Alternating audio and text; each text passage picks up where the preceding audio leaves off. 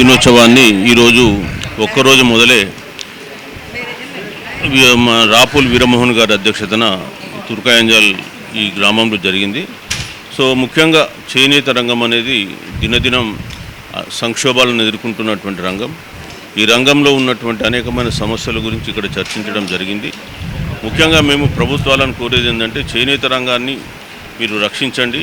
ఈ చేనేత దినోత్సవం అనేది చేనేత రంగంలో ఉన్న సమస్యల గురించి చర్చించి సొల్యూషన్స్ కనుక్కోవడానికి ఏర్పాటు చేసినటువంటి దినం. సో మరి ఈ చేనేత దినోత్సవ రూపకర్త అయినటువంటి ఎర్రమాద వెంకన్న గారిని కూడా సన్మానించడం జరిగింది. ముఖ్యంగా తెలంగాణ రాష్ట్రంలో చేనేత అనేది చాలా తీవ్రమైన సంక్షోభంలో పడింది. కార్మికులు దినదినం తగ్గిపోవడమే కాకుండా ఆత్మహత్యలు కూడా చేసుకుంటున్నటువంటి సంఘటనలు జరుగుతున్నాయి.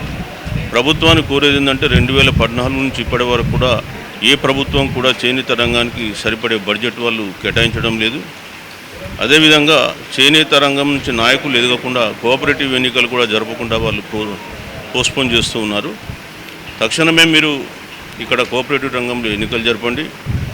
అదేవిధంగా చేనేత వస్త్రాలపై 40% మార్జిన్ విధిస్తున్నటువంటి టెస్కో కూడా దాన్ని తక్షణమే రద్దు చేసుకొని చేనేత వస్త్రాలు ఉత్పత్తి ధరలకే ప్రజలకు అందించేలాగా చూడాలని చెప్పి కోరుతున్నాం.